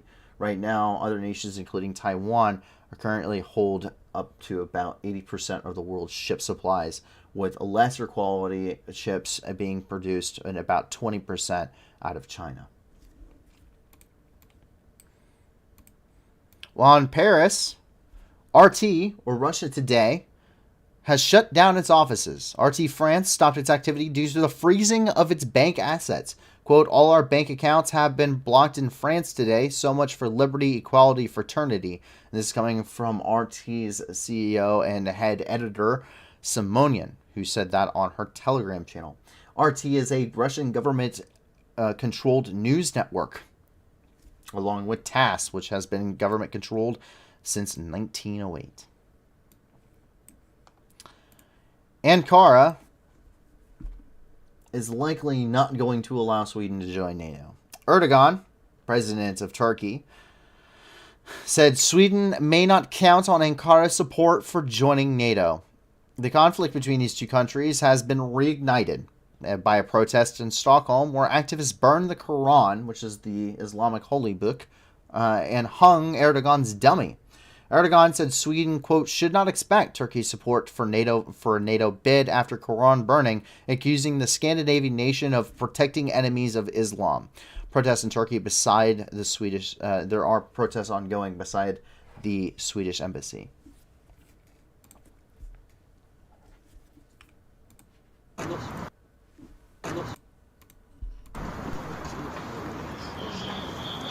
يريدون ليطفئوا نور الله بأفواههم والله متم نوره.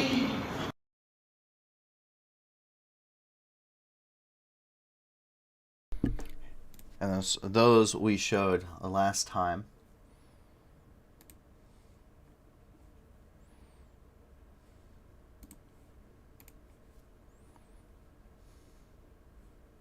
Once again, another individual who has stopped the tweet. So, this kind of emphasizes the difference between a free and a not free country. I've talked about that before. I'm not saying Turkey isn't completely not free. I mean, Turkey actually ranks, believe, within the top 20 free nations of the world. But Turkey is definitely continuing to lose its position, and has also continued to lose a lot of respect in NATO because of a lot of its policies. The situation is that Turkey doesn't have to like what was said by a protester in Sweden. But living in a free country, just as I can say whatever it is I intend to say here on this channel, right? Trying to make it factual. I don't have to, but I certainly can. It would be a lot easier not to and just do a point of view where I am pro whatever, is it, pro whatever at the time for popularity's sake, but that'd be easy. But the thing about living in a free country is it doesn't matter, because it's not about respecting what they necessarily have to say.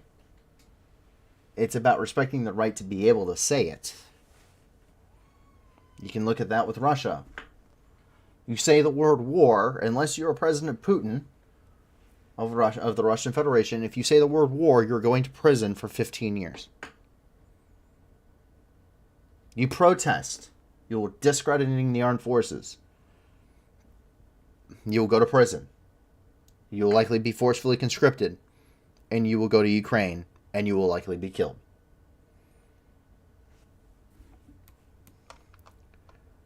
If you are Kurdish and you are in Turkey, not only are you the minority, because you are not Ottoman Turk, there are laws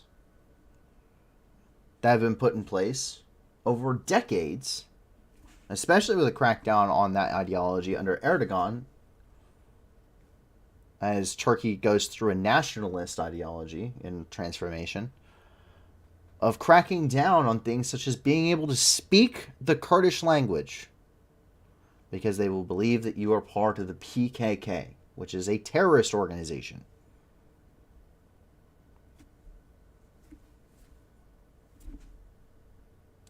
It's not about liking what someone says. It's about respecting their right to be able to say that. That's just how it goes. Where I live in the United States, the Iraq War, good example. A lot of people didn't agree with the Iraq War when it happened. But they also weren't thrown in prison for protesting against it. There's a lot of people that I don't agree with that say a lot of things in the United States, but I can respect their right to be able to say them, even if I don't agree with it, and not be labeled as protecting enemies of Islam. That is a theological, radical ideology that has also led to multiple wars in the last 20 years and continues to cause instability in entire regions.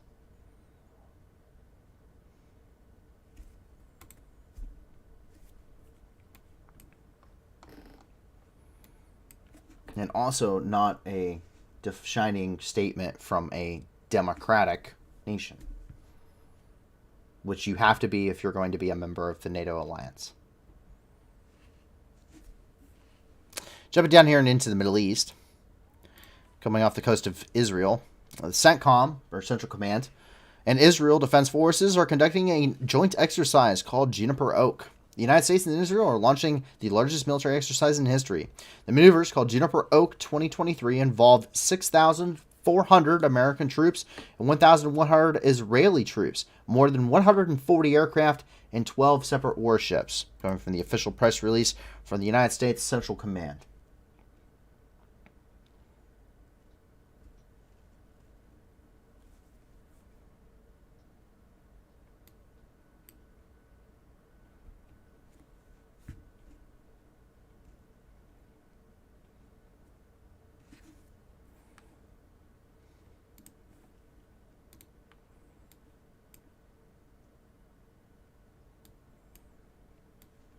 Jumping up here and into Syria, in Aleppo, 10 are dead after a high-rise ended up collapsing.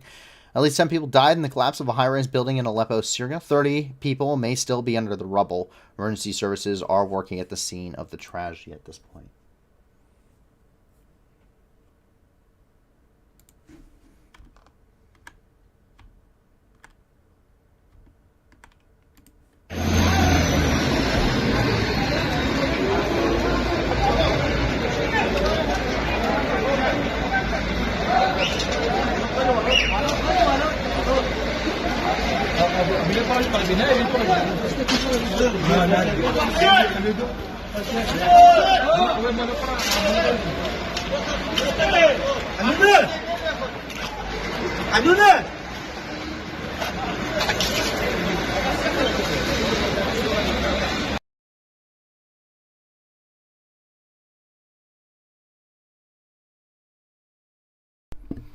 And coming from Raqqa, people are currently calling for the death of a murderer. A few days ago in Raqqa, PKK member Kawal Jami attempted to rob the home of local teacher Nawala Ahmed. During the crime, he discovered that Nawara was in the house, so he killed her along with her daughter named Rama. Soon, Kawal Jami was arrested by members of the security forces with the Kurdish formations. Townspeople, outraged by this crime, took to the streets of the city demanding the execution of the murderer, but Kurdish formations do not respond to these calls. PKK is currently holding an internal trial against Kawal Jami, and many locals suspect that the sentence will be lenient. From personal experience, I would say probably quite the contrary.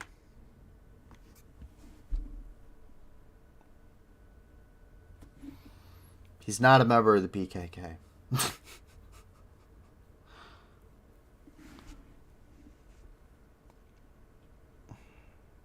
He's a member of the white PK, not the PKK.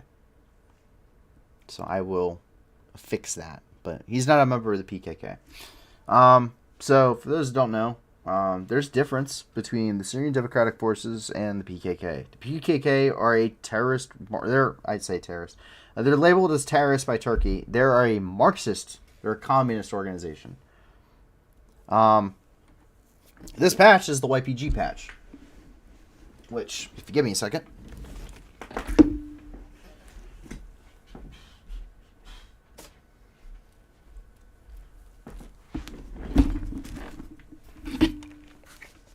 Which I also have. This is a YPG patch. It's worn by individuals that are part of a larger organization. It's called YPK. It's broken down into two separate groups. You have the YPG and you have the YPJ. which is green. The YPG is the guys, the YPJ or the gals. They are both Kurdish. Both the YPK and the PKK are Kurdish. The YPK are, I would say they're more socialist when it comes to like democratic values, but they're democratic. They're not communists. That's a big difference, especially when you're talking about between these two groups. Either way, he's an asshole. But the PKK would be probably rather lenient. Like the actual PKK would be rather lenient with their guys because they're known for being relatively brutal. The YPK, specifically the YPG, not in my experience. Those guys are pretty. They give you a trial, but usually you probably aren't going to end up very well. But I got this on my first deployment. It's made friends with some of the YPK guys.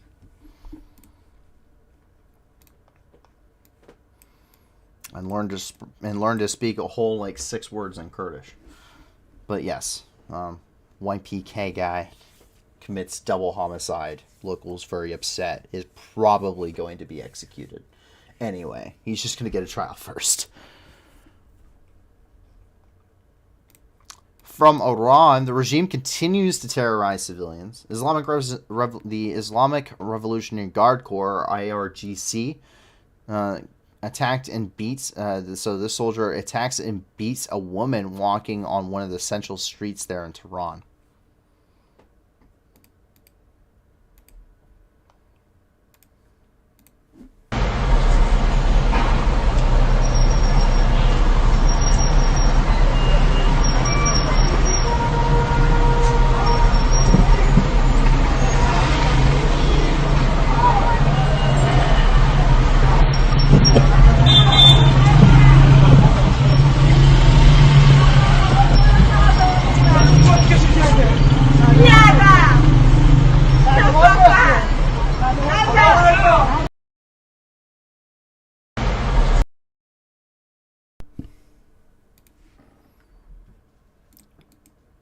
Once again, freedom in countries. Iran's definitely not. Iran is actually a theocracy. That's why they have the supreme leader, also known as the Ayatollah. Jumping down here and into Somalia, Mogadishu mayor's office was attacked. Al-Shabaab, which is an Al-Qaeda-affiliated group, attacked the mayor's office in the country's capital, according to eyewitnesses. First three explosions thundered near the building, and then jihadists penetrated inside and began to shoot. The group's resources claim the attackers managed to kill the guards of the administration of Mogadishu and some officials.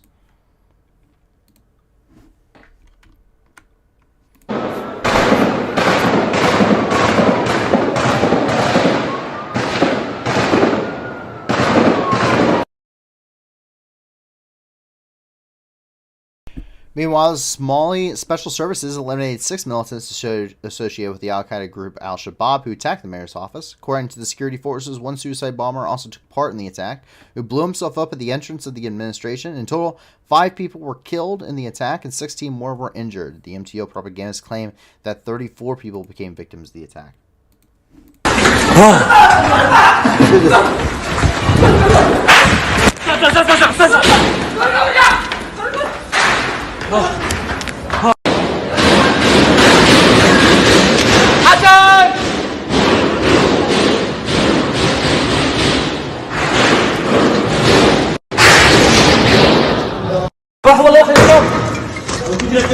حسبي الله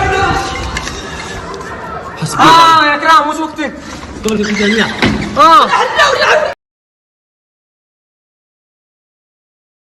It's coming from the attack there on the mayor's offices there in Mogadishu. Meanwhile, coming out of Beni, here in the Democratic Republic of the Congo, the Islamic State has claimed the attack that killed 26 people.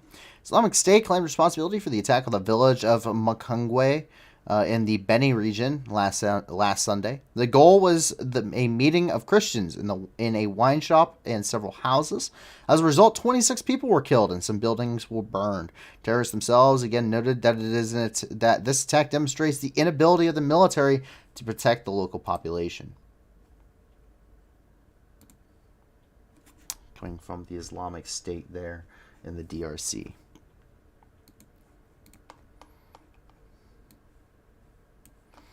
Meanwhile, in Burkina Faso, French troops are leaving Burkina Faso. Authorities in Burkina Faso announced that on January 18th that they denounced the 2018 agreement with France on the presence of European military personnel in the country. French armed forces must leave Burkina Faso within a month. Currently, about 400 French Special Forces troops are stationed in Burkina Faso. They will probably now be transferred to Niger, where 2,000 French troops are already stationed.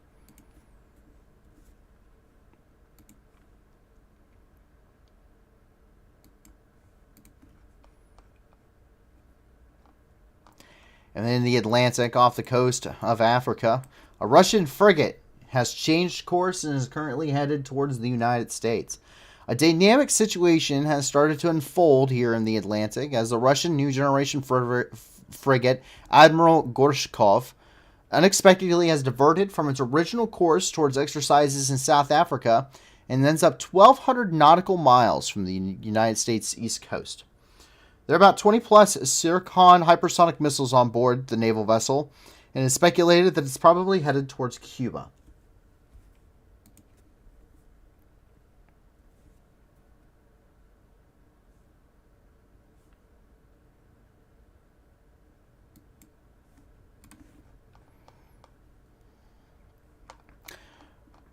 Meanwhile, down here in South America, Brazil and Argentina are currently discussing having a common currency. Brazil and Argentina aim for greater economic integration, including the development of common currency. The idea of a common currency was raised originally in an article written last year by Fernando Haddad and Gabriel Galípolo, now France's finance minister, and his executive secretary, respectively, and was mentioned by Lula during the campaign. Quote, together with our partners, we want Mercosur to constitute a platform for our effective integration into the world through the joint negotiation of balanced trade agreements that respond to our strategic development objectives, both presidents have said.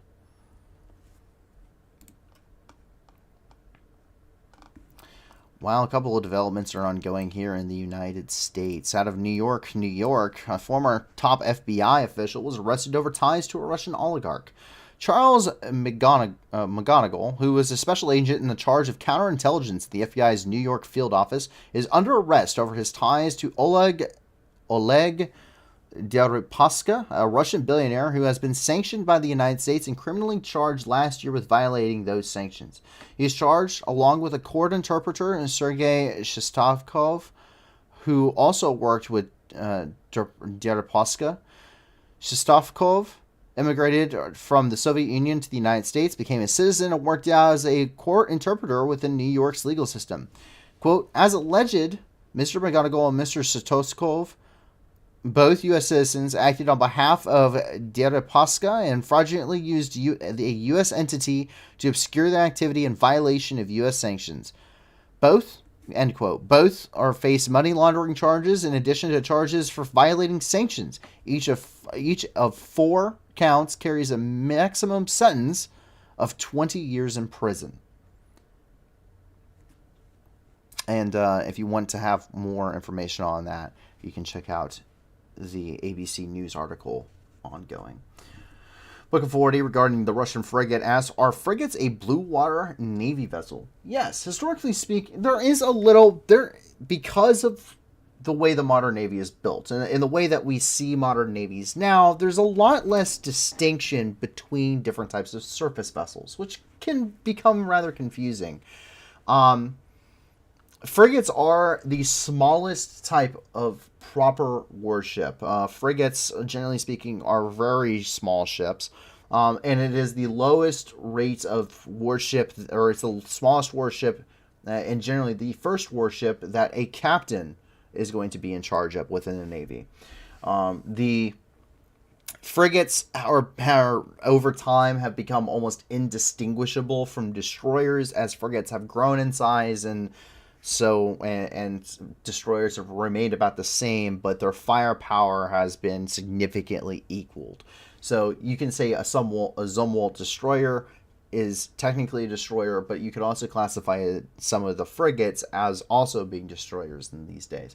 But they generally base it off of their basic displacements from when they're laid down, as well as the reserve of buoyancy. The frigates are relatively small as a warship, but they are a blue Navy warship. They are a blue water Navy vessel, and we use frigates all over the world.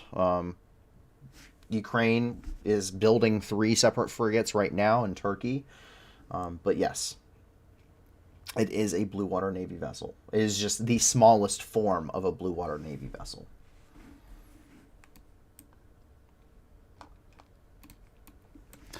And approval may be coming. Talking about the Leopards earlier this evening. Quote, in the coming days, there will be good news from Germany regarding the supply of tanks to Ukraine, end quote. That's coming from U.S. State Department spokesman Ned Price, which seems to indicate that the administration may have been able to apply some pressure, especially from U.S. Secretary of Defense Lloyd Austin's stance there, on putting some pressure needed on Schultz during the Ramstein summit, which has really started to put Schultz in a really difficult place, even amongst his own population, in regards to his future political endeavors. Shenanigans beget shenanigans, I guess, according to CGP Grey. Really awesome channel, by the way, if you guys want to go check them out. Going over here and into Los Angeles. 11 people are currently dead after a shooting in Monterey Park. Investigators said late Monday that they continue to seek a motive for what officials called the deadliest mass shooting in Los Angeles County's history. A gunman shot dead 10 people late on Saturday at a ballroom dance club in Monterey Park during a Lunar New Year celebration in the Los Angeles area. About 20 to 30 minutes after the first attack, the gunman entered the Lili Ballroom in the nearby city of Alhambra, but patrons wrestled the weapon away from him, and witnesses say that he fled in a white van. Police identified the man as 72-year-old Hukan Tron, and he said he shot himself as police approached the van he was in.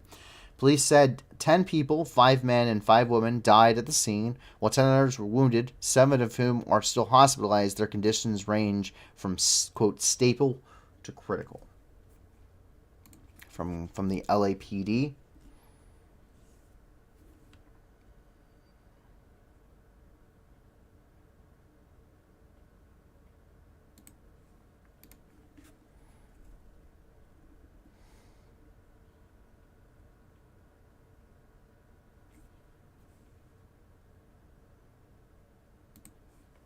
With both their announcements, both regarding the mass shooting initially and also coming from stating that the gunman was in fact dead.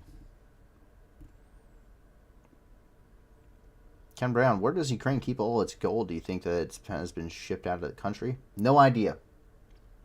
And also, most countries don't run off the gold standard anymore. So,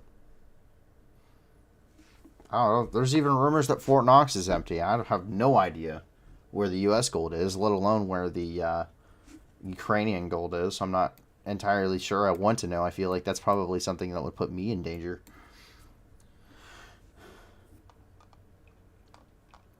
And to wrap up our night after all this relatively hard-hitting news, we can go to something that's interesting or uplifting, to try and end the night on a good note. And we come over here to Israel and Gaza, where we see that 3,600-year-old hoards may contain the earliest silver currency ever found. Ancient silver hoards from Israel and Gaza, which contain not coins but irregularly cut pieces of precious metal, may be the earliest known silver currency in the region, and likely came from faraway regions of what is now Turkey and Europe. These newly analyzed hoards date back to about 1550 BC, hundreds of years earlier than other discoveries of silver currency in what is now Israel and Gaza.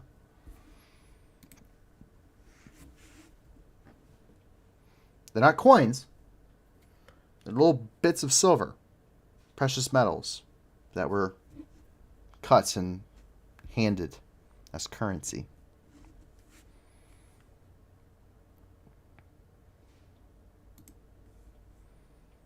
Pretty crazy to think about.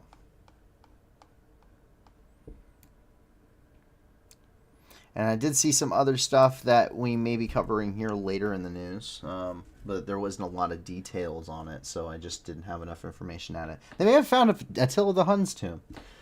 So we'll see if that turns out to be right here in the upcoming weeks. But that is it for the news for us tonight. Quite a lot that we have covered, quite a lot to talk about. A lot of good discussions definitely to be had, I think, for a lot of different things. But generally speaking, a lot of bad stuff happening in the world. And luckily, you as a viewer have a chance to help with that. So if you check out the video description below, you're going to see a ton of different organizations there. All of them, 70% of the donations that they receive go directly to their programs, meaning that 30% or less, with an emphasis on or less, goes to things like salaries and administration's costs. So please be sure to check them out. They're all wonderful organizations doing amazing things, not just in Ukraine, but in other places in the world, such as Ethiopia, Somalia, and all other parts of the globe included. So please go and check them out. If you have more organizations, please get in touch with a staff member, either on our Discord or via our official emails on the website. They get us a short description, let us know what they do, and a link, and that way we can follow up and hopefully get them added to the stream as well. But in the meantime, thank you for watching. I thank you for your support as well, everyone here on the channel. It's been amazing. And make sure you give a round. Make sure you give your thanks to everyone who actually works on this behind the scenes. I provide my face and the voice, but there's a whole team that does this stuff. As you can see, some of the moderators in here, Fair, Erevis, Riley, and many others who actually are also working on this every single night. So make sure you give them the thanks too. They really are the ones that make this happen. But hopefully you guys will be back here on Wednesday night at 10 p.m. Eastern Time, 9 p.m. Central for another 48 hours of news and review. In the meantime, I hope that you, your family, and your friends are safe. And if not, I do hope that you find that safety and security in the very near future. In the meantime, have a fantastic rest of the middle of your week. I will see you on the midweek roundup, and hopefully you guys will be back and continue to share this amongst your friends and family so we can continue to grow this pretty awesome community. But in the meantime, thank you for your support. My name is Paul from the New News, and have a fantastic rest of your night, everybody. All right? Good night. Going home, Russian soldiers, going home. Бо ми всіх вас тут змішаємо з багном. І стріляно волнова, і чудно кличе, діти нахуй. Тут працює ЗСУ і ТМО. Нам не треба ні конфлікту, ні війни. Та ми готові всіх вас звать до сатани. Тисячі вже полягло, і все більше шверхуйло. То для них нема нічого, крім труни. Going home, Russian soldiers, going home. Бо ми всіх вас тут змішаємо з багном. І стріля до волновах, і чудно кличе, діти нахуй. Тут працює ЗСУ і ТМО. Вызволять пришел, братишка, ну привет. На моей земле тебе один ответ. Нашим людям с кирпичом, даже танки и бачок. Вам не взять нас и за 100 тысяч лет. Going home, Russian soldiers, going home. Бо ми всіх вас тут змішаємо з багном. І стріля до волновах, і чудно кличе, діти нахуй. Тут працює ЗСУ і ТМО. Mr. Putin, on behalf of all our guys, no one's scared of your nuclear device. You can take your number 11, shove it up your wrinkled butt. Oh, we'll come and help you fit it in your skull. Going home, Russian soldiers, going home. Бо ми всіх вас тут змішаємо з багном. І стріля до волновах, і чудно кличе, діти нахуй. Тут працює ЗСУ і ТМО. Going home, Russian soldiers, going home. Бо ми всіх вас тут змішаємо з багном. І стріля до волновах, і чудно кличе, діти нахуй. Тут працює ЗСУ і ТМО. Going home, Russian soldiers, going home. Бо ми всіх вас тут змішаємо з багном. І стріля до волновах, і чудно кличе, діти нахуй. Тут працює ЗСУ і ТМО.